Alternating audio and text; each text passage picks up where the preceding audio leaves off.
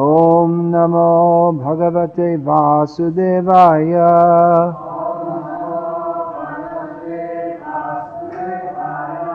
Om Namo Bhagavate Vasudevaya.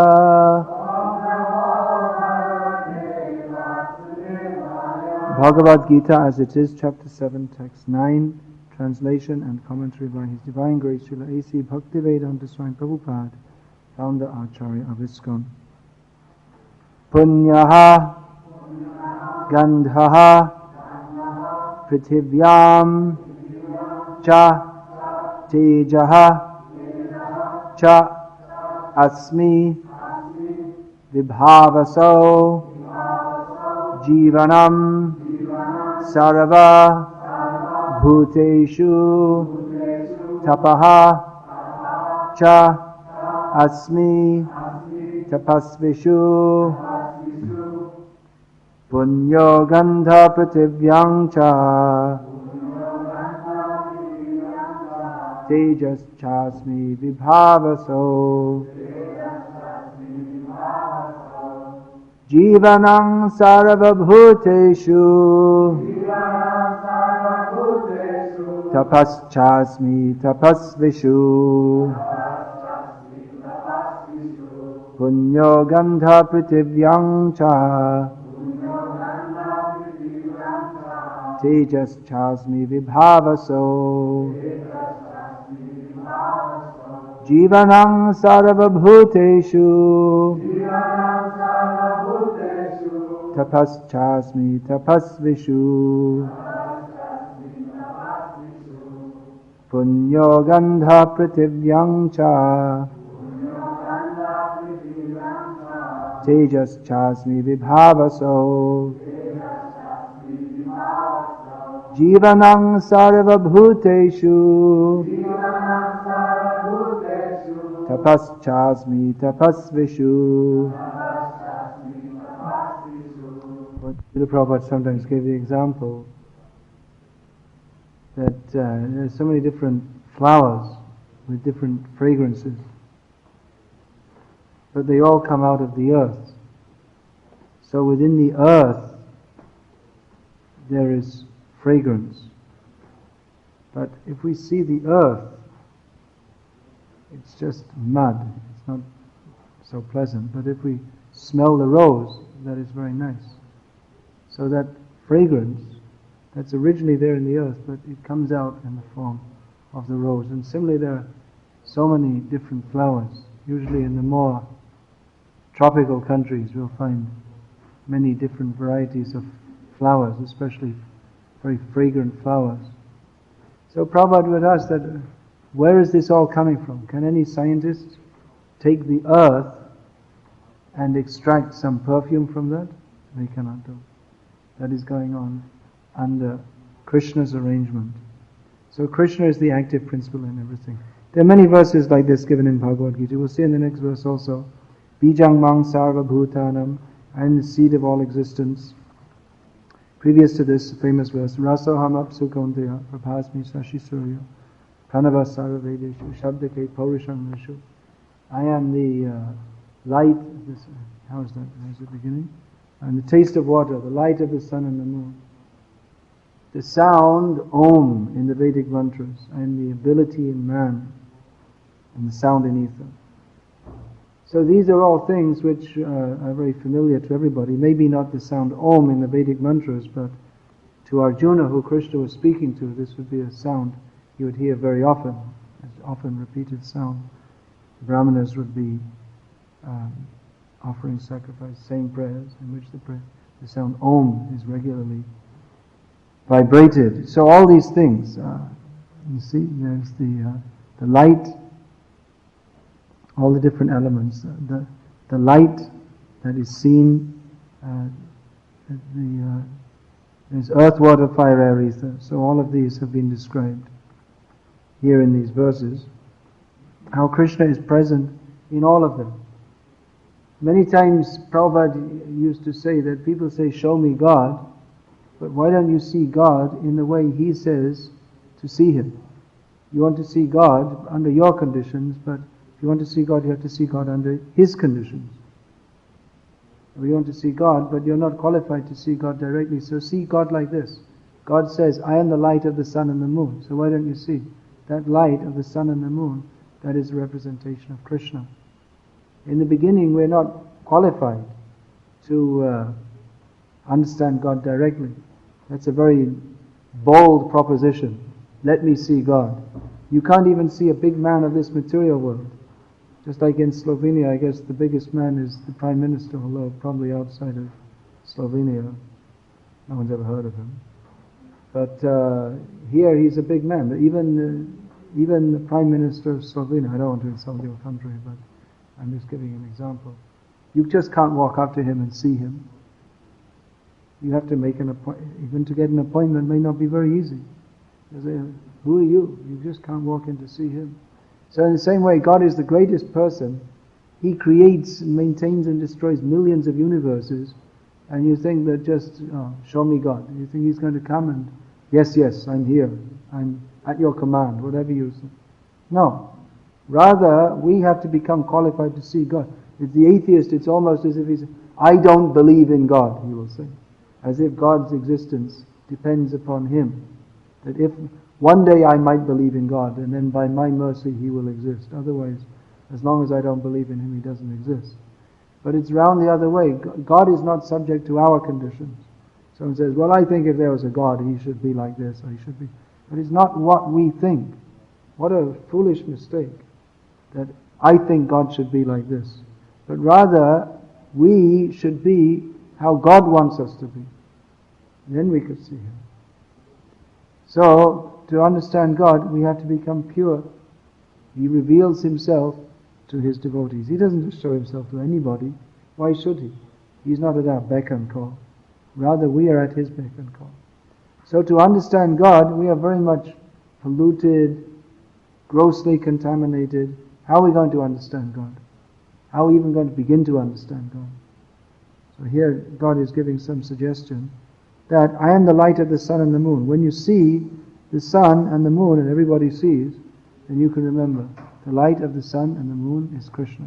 So by Krishna's arrangement, either there's sunlight or there's moonlight. Of course, in the modern society, we don't put much stress on these things. We're so much used to living among machines. Therefore, we think that light comes from an electric light bulb. We don't even notice the moon. But if you live in the village where there's no electricity, then you definitely notice the moon. Because when the moon is full, then you can walk around at night seeing everything very easily. But when the moon is new and it's just dark, sometimes you can't see hardly. Do you know this? Have you? Oh, you're all city people, is it? You don't know. In the village, it makes a lot of difference, and you actually still in Bengal, at least in the villages, they go by the lunar calendar. They'll say, now it's Purnima, means the full moon, or now they'll say Amavasya, new moon, because the phases of time are measured by the movements of the moon, because it makes a lot of difference. Not only to seeing at night, but the moon influences in so many ways. That word is there, lunatic. It's not just, how has that word come? Depends on lunar influence. And during the new moon, those who are crazy become more crazy. It affects the mind, because the moon affects the mind. All the different planets, they affect in different ways. So people are aware of these things, and they know that there are so many different things. Nowadays in the modern age we can't follow them. Just like on different days you shouldn't shave because the influence of different planets are more on certain days. So on certain days if you shave it's good for health. That's why they recommend on Purnima you should shave. On other days it's very bad for health, as we don't shave on Ekadashi. One reason is because we want to maximize our time for hearing and chanting about Krishna on that day. Another reason is that it's very bad for the health because of the different influences. The influences of the different planets are more different. Even fasting on Ekadashi is recommended because the influence of the moon controls water. That's why you see the tides depend on the moon, isn't it? So So the water in the body is also influenced by the moon. So on the Ekadashi day, because of the influence of the moon, it's better not to eat or drink. Of course, in the modern age, Prabhupada didn't teach us all these things. Don't shave on this day. Only Ekadashi, don't shave on Ekadashi. And if you can fast, all right. If not, chant Hare Krishna and don't take grains and beans. But anyway, the influence of the sun and the moon is there, and those who are beginning to see God, they will see this is the influence of God, the sun and the moon. Practically among village people who are living a traditional life, you won't find atheists. At least, even of course in some Buddhist countries, they're atheists. They're atheists, even though they live on the land. But even then, they know there are spirits who control the rivers, the weather. They're not this. They don't believe in this gross so-called rationalism. They have these rationals. I saw in England when the Rational Press Association. I'm ordering some books from them. That why you should not believe in God and all things. I'd like to see what nonsense they have to say, because they consider themselves rational not to believe in God. But those who live close to nature, then they know that everything is not in their hands. Modern rationalists, scientists, they have this absurd idea, we will control nature, we will conquer nature. Have you ever heard that? They say this? Madness. As now there's some hurricanes in Florida. Bring all the scientists. Tell them, control it. Can you control it? We'll put you in the 300-kilometer wind and ask you to control it. You'll be blown away. You can recite your scientific theories, x squared plus y squared, and boom. You'll be blown away. You can't even say it. So those who live close to nature, they're more, they're aware of all these things, that we plant the crops, but we have to, at least those who are on a very gross level, they propitiate the local spirits, because they're afraid they'll interfere, because they know that we're planting. So many times I saw in Bengal, they plant the crop, they irrigate the field, they weed the field, and just 2 days before the harvest, a cyclone comes and destroys it all. It's bad karma. They have a lot of bad karma. So they know they're at the mercy of nature. They know there's a superior force. That it's not simply by bringing a tractor and some fertilizer and some pesticide that you can produce food. And you bring a pump, electric pump that brings water, and you'll think, oh, now we have all the ingredients to bring food. But no, that's not in your hands. You can endeavor, but the ultimate result is in the hands of God. So those who live close to nature, they see all these things. That's why Krishna is recommending. Krishna consciousness is active in every sphere, Prabhupada says. So in every sphere, you can see God. Rasoham. In earth, there is fragrance. And all the elements are mentioned in these two verses. So rasoham, I am the taste of water. So every time you drink, you have to drink water. Everyone should drink water. You have to drink water. So when you drink, that taste is Krishna. That taste represents Krishna. For those who are not able to understand immediately Krishna, the Supreme Person, they can understand. This taste represents God. And those who do understand Krishna as the Supreme Personality of Godhead, they can also remember when they drink water, this taste is Krishna. Prabhupada gave one example. Sometimes our devotees are a little confused. Prabhupada said that whatever you like to drink, that taste, that is Krishna. You appreciate the taste.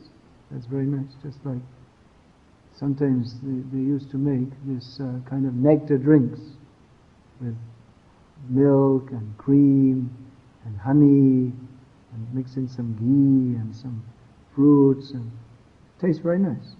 You can imagine, especially when it's offered to Krishna. So that taste is very nice, but any taste that cannot take place without the interaction. Water must be there for the taste buds to be activated. So anything you like, even wine, Prabhupada said. if you are addicted to wine, then if you simply think, when you're drinking wine, you like it so much that this taste is Krishna, so you're appreciating Krishna. The Prabhupada said, one day you will be a great devotee. He was not recommending that you drink wine as a process to become Krishna conscious. But the idea is that from any situation you can make a beginning. Even if someone is addicted to wine, he won't, no, I won't give it up. So even in that situation, just think that taste is Krishna. So earth, water, fire. Tejas chasmi vibhavaso. The heat in fire is Krishna. That amazing principle. These so-called scientists, they say, man discovered fire, and that was a great step forward in human civilization. And bogus. This is gift from Krishna. It's not just by chance. Look, just think what nonsense they're saying. That all these different plants grow, just like wheat plant grows. Now, if you take that wheat plant and you dry it, you husk it, and you pound it, you get flour. You mix that with water, and if you put that in fire, and you have to do it in a very specific way. You have to have exactly the right amount of flour and water. It's not that if you take 100 grams of flour and 1 liter of water that you can cook bread. You have to have the right quantity mixture. You put in the right temperature. You have to mix it, leave it. You put in the right temperature of fire for the right amount of time, and you get bread or chapatis. So they're saying by chance, this fire is there, it was just discovered by chance. Then how is it so many foods, they need cooking, and when you cook and mix them all together, such a nice flavor comes. Spices. The spices, if you take spices, without cooking them, they're useless. Many times I see in the Western countries, devotees, they cook, they use spices, they have no idea how to use them. They just throw them in ghee for about 1 second, and that's it. And no flavor comes out. But the flavor comes out by cooking. It has to become a little dark. So how is it that there are so many spices, seeds, most of the spices are seeds and different ones. Cinnamon is the bark of a tree, and hing is the sap of a tree. So different spices that when you heat them, flavor, such a nice flavor comes out. Just by chance. So many foods. You transform. Rice. Can you eat rice? Just take rice and eat it without cooking it. You can't digest it. But when you cook it, then it becomes very nice. So this is all by fire. And they're saying it's all by chance. So many different foods, you mix them together, transform them. And there has to be fire, there has to be heat to transform them. And they're saying it's just all by chance. I'm just amazed actually how they can believe this, that this all came into being. So many different interactions of nature, all acting together very nicely. Everything you see, you can understand there is Krishna. Everything you see, if you have this vision, then everything you see, how can they say it's by chance? Everything is going on under some rules and regulations. The whole universe is going on like that. Just like this example. If you want to cook chapatis, you take 100 grams of flour and 1 liter of water and mix them. Can you make chapatis? No. You have to mix flour and water, but in the right proportion. And then exactly you have to knead it, not too long, not too short a time. You have to mix it for some time. Leave it for some time. Even to make a chapati, such a simple thing. There's so many things, so many rules you have to follow. You mix this amount of atta, and which kind of atta? Not any flour. You can't make chapatis from this white flour. It just doesn't work. You have to have this brown flour. It has to be ground to a certain consistency, and certain kinds of flour from certain kinds of wheat are better for making it, not any wheat. So many conditions just to make a chapati. You have to have the right flour, right amount of water, mix it for the right amount of time, leave it for some time, then again roll it out to the right thickness, and then again you have to put some flour when you're rolling it out. Then you have to put it on the fire on the griddle which has to be not too thin, has to be thick enough, otherwise it'll burn. The temperature has to be right, then you get a nice chapati. So to make one chapati, so many conditions to follow. If you don't follow, you'll get something like a rubber tire, not nice, and you're trying to chew it. But if you know how to do it, then very nice. So many conditions to make a chapati, and they're saying just by chance, it's all by chance, everything just by chance. No, Krishna's hand is in everything. Krishna's designed everything. So in everything you see, earth, water, fire, air, the smell. The smell, that's also smelled through air. Through your nose you smell. That example is given in Gita also. Krishna gives that the air is neutral, but the air carries different fragrances. The air has its own nature, but the air carries different fragrances. So if the air passes over a rose garden, you get a nice smell. This night jasmine, is that there outside that window there? It looks like that. I didn't smell it, but it looks like it. At night you have to open the window and see. There's that nice flower, at least in India. I saw in Spain also they have, so I'm sure you can have it here also. That one kind of flower which at night the smell comes. Rajanigandha in Bengali it's called. It means it smells nice at night. So that very nice smell, if the air comes past the nice flower, you get a nice smell. And if the air comes past the garbage heap, then you get a bad smell. But the air itself is not affected by all these things. So that example is given by Krishna in Gita, that the spirit soul is independent of all these material identifications. But because we come in contact with the different modes of material nature, we appear to be influenced by them. But actually we have no intrinsic contact with them. Just like the air smells nice, but the air has no intrinsic contact with the rose or the garbage or with anything. So earth, water, fire, air, ether, shabda ke, I am the sound in ether, Krishna says. Any sound you hear, that sound is also Krishna.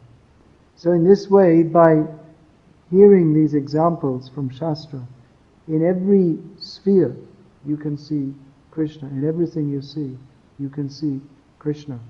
We see in the Bhagavatam, it's described the universal form of the Lord. So the rivers are the veins of his body, the mountains are the stacks of his bones, and then the trees are like the hairs on his body. So in this way, so many examples are given, so that whatever you see, you can relate that to Krishna. So much information is given in Shastra. Just on this point, the previous verse, the light of the sun and the moon. How many examples are there in Shastra about the sun? So many. Who can think of some examples? Krishna Surya Samamaya Hoyandaka, Jaha Krishna Taha Nahi Maya Radhika. Wherever Krishna is just like the sun, and Maya is just like darkness. So wherever there is sunlight, there is no question of darkness. So in the same way, if we're Krishna conscious, there's no question of Maya. So in like this, actually you'll find there are dozens of examples given in Shastra just about the sun. Just like this whole material creation, it is this Maya is compared to a cloud. Now we are covered by Maya. We can't see the sun. But from the sun's point of view, the cloud is very insignificant. The cloud is created by the sun, and by the power of the sun, the cloud is eventually dissipated. So in the same way, from Krishna's point of view, this Maya is very insignificant. But from our point of view, we can't see anything. We can't see the sun because we're covered by the cloud of Maya. So like this, you'll find so many different examples given in Shastra. We should study regularly Shastra and absorb our minds in this. And therefore, when we see here you see this previous verse, that famous example, the sun, the sunshine, the sun globe, and the sun god, which is an example given to explain Brahman realization, Paramatma realization, and Bhagavan realization. You can say, at least in English, you will say during the daytime, the sun is in the room. That means the sunlight is in the room. It doesn't mean the sun planet is in the room. But the sun is in the room. Do you say like that in your language? You say the sun is in the room, okay. So that means some realization of the sun is there. The sun as light. That's preliminary realization. Then if you realize the sun, oh, actually the light comes from the sun planet. So that's like realization of Paramatma. You have a local light. This specifically is the source of the light. But then a more complete realization is to understand that within the sun planet there is the sun god who is regulating the movements of the sun planet. So that's like Brahman realization, to realize the personality of Godhead. So there are so many examples. In the Brahma Samhita it is said, Yat chaksharesha savita sakala grahanam raja samasta suramurti rashesha teja yat yagya brahmati samvrita kala chakra govindamadi purusham tamaham bhajami. The sun is like the eye of Govinda, the original personality of Godhead. And under Krishna's order, the sun is rotating. Under Krishna's order, the sun is the king of all planets. So when we see the sun, we can remember Krishna. That's a nice practice actually. If you see the sunrise, again in the city you won't see the sun rising. You won't see the moon because you see electric lights. You don't see the sun rising because of all these buildings. But if you're in the country and you see the sun rising, then you remember, oh, Yat chaksharesha savita. Now the sun has come. Under the order of Govinda, the sun has come. Surya Narayan, the sun is representation of Narayana. Another example, there's so many examples, that Krishna has unlimited energy. Even in this material world, we see the sun has inconceivable energy. Even the scientists, although we're not sure they know what they're talking about, we're quite sure they don't know what they're talking about, but according to them even, they say that the energy produced by the sun is more than the human race, the whole human race combined together can use in thousands of years. The energy produced by the sun in 1 second. So where has this tremendous source of energy come from? You see, so it will take so many intelligent engineers and research scientists to make one power station to give power, electric light to Slovenia. It requires some intelligence and organization just to make a little power. But so much power, we can't imagine how powerful is the sun. And the sun is giving out so much power at every second. Where is that much power coming from? What is the source of that power? If the power doesn't exist by itself, the power depends upon the powerful. That is Krishna, the supreme powerful. And this is only one sun in one universe, and there are millions of suns in millions of universes. And this is all the external energy of Krishna. That's not even his main energy. So how powerful is Krishna? Another example, the sun is so powerful, but it doesn't decrease in his power. Even though he's giving up so much power, he's going on and on and on giving out power. He doesn't become depleted. How is that possible? That is an example of something. Even in this material world, we see inconceivable potency. Inconceivable potency. There's so much inconceivable potency. We can't explain. How is it possible? Of course, we may go to biology class and we can explain how life is formed, that the semina mixes with the ovum, and that combines, and then from that, the embryo within the womb develops. So you can explain in terms of biology, but actually how it happens, you can't explain it. Why should that happen? How is that the tiny cell in the semina mixes with the ovum, and from these tiny cells combining, a whole human body comes into being. And not only human body, different kinds of bodies are coming. How is it possible? From something tiny like that, a whole body develops with structure and form, and they will say, well, it's it's embedded in the genetic code and DNA. But that doesn't really explain, that maybe explains the mechanism of how it happens. But why it happens, and who has made such a design, how is it possible? This is all inconceivable. There are so many inconceivable things. Even when we eat, that's another kind of fire. Therefore you feel hunger. That's called Ham Vaishvanaro Bhudva Praninam Dehamashuta Pranas Panasamayutta Pachamyanam Chaturvidham. That fire of digestion is also a representative of Krishna. There are different kinds of fire. There's fire within the body. We say there are these different elements: earth, water, fire, air, ether. And we say they're present. Fire is present within our body. So people are surprised. Fire? Yes, there's fire. Otherwise, how is there heat? The body is warm. That means there is fire. Means not the fire you strike with matches, a different heat energy. How is that warm? And that digests the food. How does that take place? We eat. We eat prasad, and non-devotees, they eat various kinds of things. Actually, it's a miracle. You can explain that in the stomach, the glands secrete different kinds of acids which digest the food. How is that all going on? How is that possible? We don't even think about it. We eat. I think that was very nice. And we pass stool, and the food, you see, we have chapatis, dal, rice, sabji, and that transforms into blood, fat, energy, some transforms into stool. How is it going on? When we eat, we don't give an order, now the tongue should secrete the tongue and the glands in the palate should secrete some saliva. And now the stomach should secrete different acidic acids for digesting the food. And now the intestines now some part should go to the pancreas and and from there to the intestines. We don't send orders. Now pancreas do this, stomach do this, tongue do this. It goes on without our even knowing, and is transformed into so many things. This is a miracle. We don't see it. We don't think of it. Because we see it every day, we don't consider how amazing and wonderful it is, but actually it is. And we can't even understand how it works, let alone we can superficially explain it.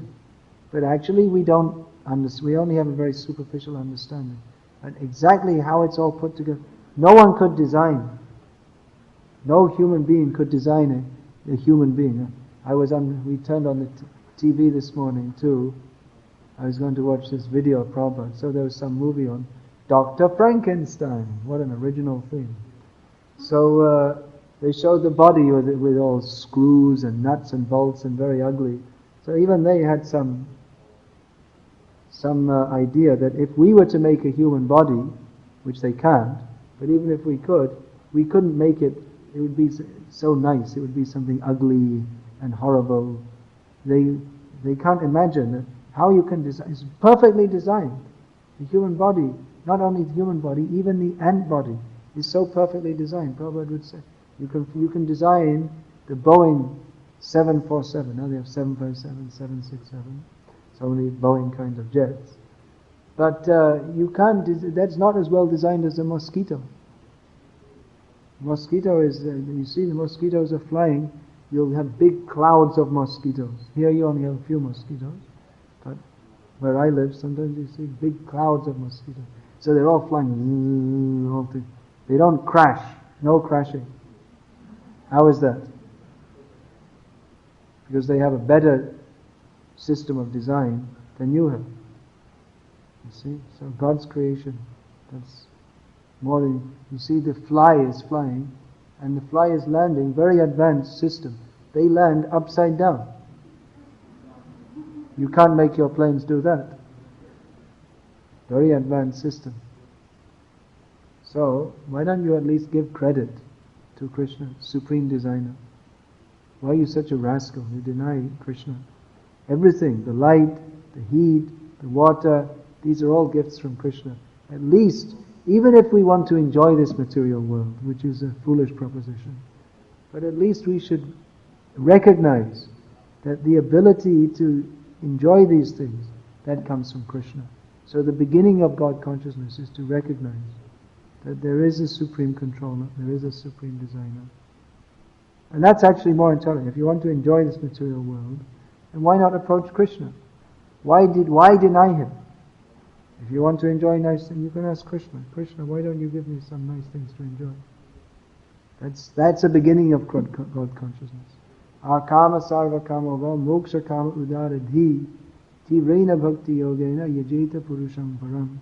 Even if you have all kinds of material desires, or even if you want to get liberated, or even if you have no material desires, worship Krishna. That is the most intelligent thing to do. So here, Krishna is giving the beginning of understanding of Krishna consciousness, seeing Krishna everywhere, through seeing him in the elements. Nothing is different from Krishna. Everything is the same as Krishna in the sense that everything is expanded from Krishna. In one sense, everything is God. Some people say everything is God. That's true. Everything is God. We don't deny that. He is everything. But at the same time, he is different from everything. He is everything, and as much as everything is produced from him. Maya tatam idam sarvam jagad avyakta muritina matstani sarva bhutani nachaham teshvavastita. Krishna says here in Gita that everything is produced from me, nothing is different from me, everything rests in me, still I am different from everything. So this is perfect vision of understanding the absolute truth. Everything you can see. Take so many examples from Shastra and understand everything is God because nothing is different from him. Everything is going on by his potency only. Not a blade of grass can move without his sanction. At the same time, he is separate from everything. He is the supreme controller of everything. He is superior to everything. We are subordinate to him. So the first stage of God consciousness is to at least accept his existence and be grateful to him for the gifts that he has given us. Actually, this world, we say it's a miserable place, but the karma is there making it more miserable. Otherwise, the world is not as bad as they make it. If you see, the countryside, the fresh air is blowing, at least in the summer, the weather is quite pleasant. So God's gifts are there. We can live peacefully by God's grace. Nature produces food, we can get clothing, food, clothing, shelter. These are the basic necessities of life. We can get them from nature. But now we are making big industrial enterprises which spoil the finer sentiments of the human being to understand God. And we become so proud. Oh, I made a factory. We don't see God made the whole universe. And we think we are dominating nature. We're torturing nature by causing so much pollution and drilling into the earth and to make so many unnecessary things. So Prabhupada recommended that our Krishna conscious rule, one of the purposes is to bring people to a more simple way of living with Krishna consciousness at the center. Simple living and high thinking. Not just simple living. There are many people who are interested in alternative living, so that's alright. But we're not interested simply in living on the land. Just like I was saying yesterday, we're not interested in vegetarianism in itself. We're also not interested in just living on the land, but simple living and high thinking. That is the important point. Even if we're living in the cities, we have to live in the cities for preaching at least, but there should be high thinking. High thinking means seeing God in everything and seeing in everything in Him. Krishna says, for one who sees me in everything and everything in him, I am never lost to him, nor is he ever lost to me. Hare Krishna. Is there any question?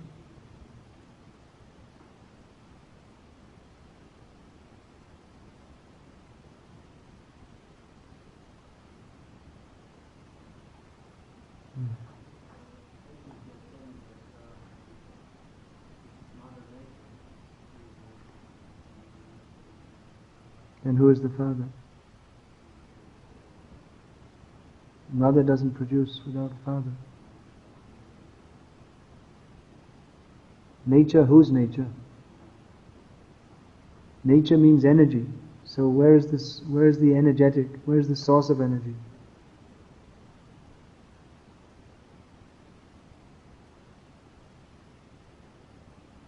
That's called Vrishchika Tandula Nyai, the logic of the scorpions and the eggs, the scorpion and the rice. So someone sees that scorpions are born, the rice is stacked for storage. So some way or other there's some fire inside the rice. So inside there, if you put your hand inside a stack of rice, which is kept for storage, you'll find it's quite warm. So scorpions lay their eggs inside that, and they hatch out. You also get scorpions here, right? Yeah, we saw it at one. Just one of these towns, Zadar, I think. Not very dangerous. Anyway, so the scorpions lay their eggs in the rice. So someone may see the scorpions are coming out of the rice, and they think the rice is giving birth to the scorpions. That life is coming from matter, because the rice, when it's stored, it's already, the life has gone from that. It's already harvested. So their theory is the rice gives birth to the scorpion, but that means they have insufficient knowledge. The egg, which is laid by the scorpion, has given life to the baby scorpion. Life comes from life. So they only see the immediate cause. They don't see the remote cause. In Sankhya philosophy, it's examined. There are two kinds of causes. There's the immediate cause and the remote cause. And the remote cause is the ultimate cause. Just like if you see the clay pot. So one kind of cause is the clay, the earth itself. You can say the earth is the cause of the pot. It is the substance of the pot. But the clay by itself doesn't become shaped into a pot. There needs to be a potter to take the earth. You have to take the earth, mix it with water, strain it, then just knead it to the right consistency, put it on the potter's wheel, and just shape it exactly to shape, put it in the sun to dry, and bake it. So many things are required to make a pot. The immediate cause is the clay, but the remote cause is the potter. It means an intelligent person. So in this way, you may say nature is the cause. That's true. Nature is the immediate cause. But the remote cause is the supreme energetic who is behind nature.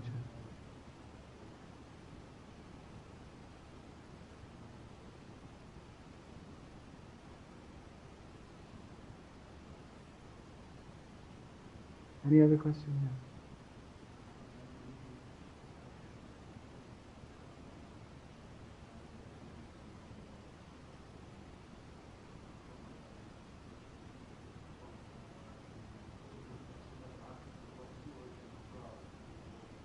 If you ask what is the origin of God, that means you don't know what is the meaning of God. Because the very definition of God means He is supreme and independent. He has no other cause. If there was a cause of God, then He wouldn't be God. So how can you ask what is the cause of God? It's a foolish question.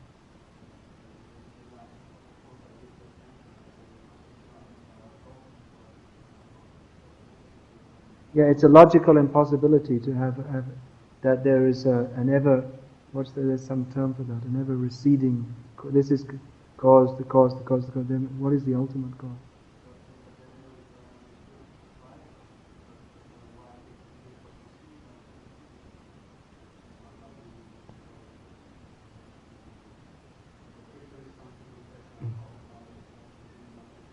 Then how is, we see there's so much order in the universe. Where there's order, wherever we see order, there is design behind that. It's not, then how is that, is it just happening by chance?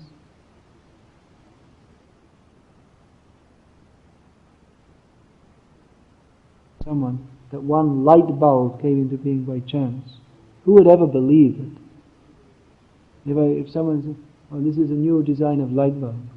So how did it come? Oh, just by chance. That just one day it was there. Now, according to your vision, because you don't know the answer, therefore you say it has come by chance. But actually, the town president said, go and buy some light bulbs. So the light bulb was put there, but you don't know. And you don't want to say you don't know. You don't want to show yourself to be ignorant. And you don't want to recognize that the time present has any intelligence, because you're a rascal. So you say, just by chance. But no one will accept it just by chance. It just blew in the window. And how did the light bulb come into existence? You see, in this there is made from glass. There must be some metal filament inside that also. So that metal was extracted from the earth and processed. The iron ore was processed, purified, mixed with other elements to make an alloy, and made exactly in this way. You can't imagine. They say, well, within nature, within the bubbling of the primordial soup, just by chance everything came up. But can you imagine that just by chance, even after millions of years of bubbling of different chemicals, that one light bulb would come into existence just by chance? Would anyone think it possible that if there were all different kinds of chemicals under different conditions of different temperatures, that just by, within nature, just by chance, a light bulb will come out, the primordial light bulb? Would anyone believe it? Definitely, to make a light bulb, there must be someone who designed it with a particular function and purpose. And then you have to behind that light bulb, there's so many big industrial enterprises, glass works, steel works. It's not possible just by chance. That's a light bulb. Such a simple thing that we take for granted. So what to speak of the whole complexity. Even one cell in our body, when I was a kid at school, in our biology class, we learned about cells. So we learned that a cell is a very simple organism.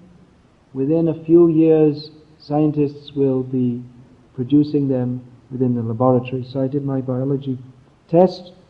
And what is a cell? A cell is a very simple organism. You draw a thing, some round thing like this with some other round things, some dots, and that's a cell. You point an arrow, this is this, and that is that. So a cell is a very simple organism, and within a few years, scientists will be producing them in the laboratories. Tick, pass. Now if I gave the same answer today, fail. Because now they've made more research, and now they say that even the most simple cell in our bodies is more complex than a vast modern city. So by doing more research, they're finding that everything is more complex. So if even a light bulb cannot come into being by chance, then what to speak of a cell, and what to speak of so many different cells which interact with each other and are formed into these bodies. You'll see, they write in scientific magazines, nature has designed this so wonderfully. It's almost like they're admitting there's God. How can you say nature has designed so wonderfully? Design means there's a designer. They're saying chance, but on the other hand, they say nature has designed so wonderfully. It's like they're admitting there's God. Inadvertently, they can't avoid admitting it. But then if you are saying, well, you're saying it's design. No, it's actually just by chance. Well, what chance? It must be by design. It's absolutely impossible that there's no designer. So that designer is God. Then again, this, who's that rascal? That Hume, that Scottish so-called philosopher. He wanted to rebut this theory. According to the atheists, Hume dealt a hammer blow to theism by his speculations. So he said, well, okay, well, even if there is a designer, how do you know it's one? It may be a whole group of designers altogether. So from our standpoint, that may be possible. From our stance, that here we are in Maya, in nature, trying to understand how it's going on. But actually the very method of trying to understand is imperfect, because we are tiny living beings. Just like if you see an ant crawling here, how much the ant is crawling, but what can the ant understand? The ant is in the same time, space and circumstance that we are. He also has sensory perception. but his ability to interpret and understand is so limited that as far as the ant's concerned, the whole universe consists of his hole here and the grain of sugar here, and the whole purpose of life is simply to come out of here and bring it back. And he doesn't know anything that this is a temple and it's going on, Hare Krishna temple, why we're living here. His whole history, biology, geography, everything is from here to here. That's his whole universe. And we're in the same position. We're tiny living beings in a vast universe, and we're trying to understand how it goes on. So anyway, at least this much logically we can understand that there is a designer. The universe has so much order, it must be designed. You may say there may be many designers, but at least we have to accept the point that there is design. And there must be some purpose also, because no intelligent person makes something for no reason. Children, when they go to the beach, out of sand, they make this sand castle. Do they have that pastime here also?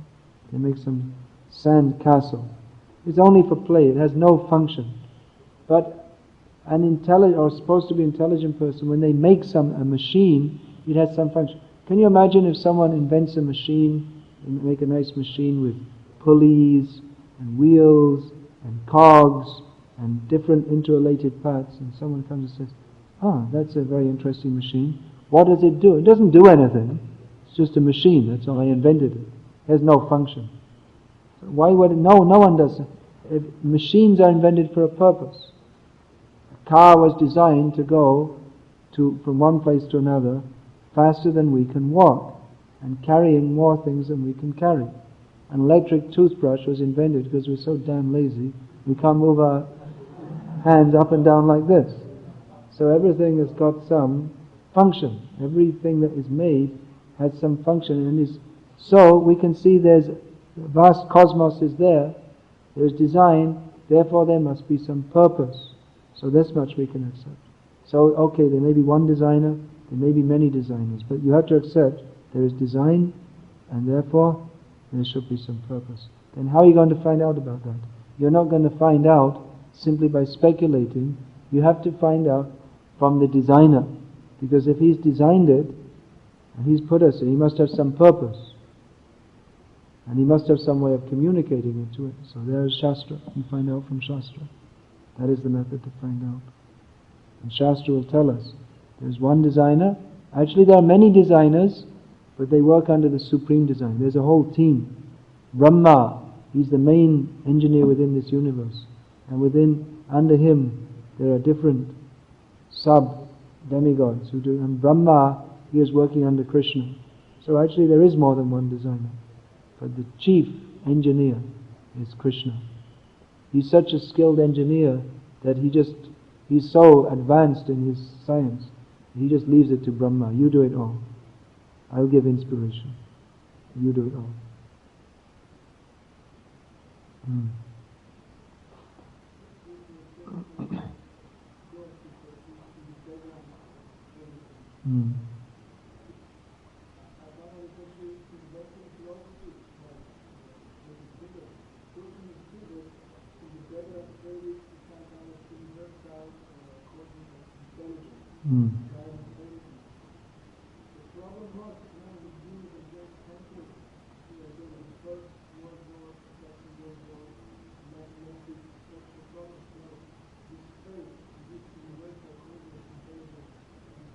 Yeah, because people think that God is supposed to fulfill our sense gratification.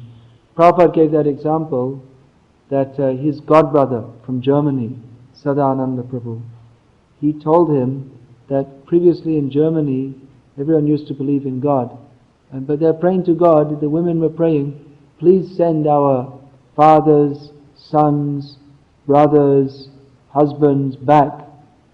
But hardly anyone came back. So they all became atheists. But God, He didn't fulfill our desire, then why should we believe in Him? And most of the people who have previously believed in God, they ceased to believe. What's the use in believing in God if He doesn't do what I want?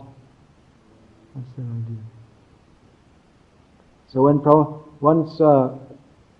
he first landed at London airport, he first came to London, then one newspaper reporter came up to him challenging, What have you come here for? Prabhupada said, I have come to teach you what you have forgot. God. Prabhupada many times said, for the first time in the Western world, scientific knowledge of God is being presented. Before there was some sentimental idea. God created the world in 6 days, then he was tired, so he had to go to sleep. Therefore, Sunday, Sunday is the day you do nothing. Because God does nothing because he's so tired, so you also should do nothing. Sleep. So, some rudimentary ideas, but not proper understanding.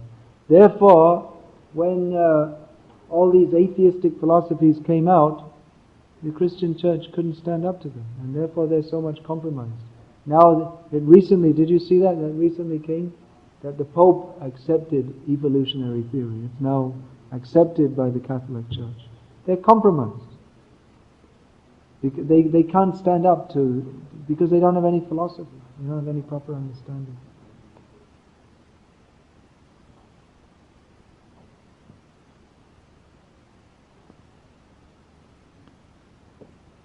Any other questions?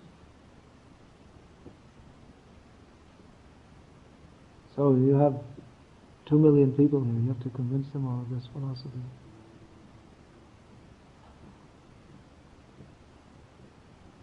Read these books. Read Prabhupada's books. Everything you need to know to become fully Krishna conscious is in Prabhupada's books.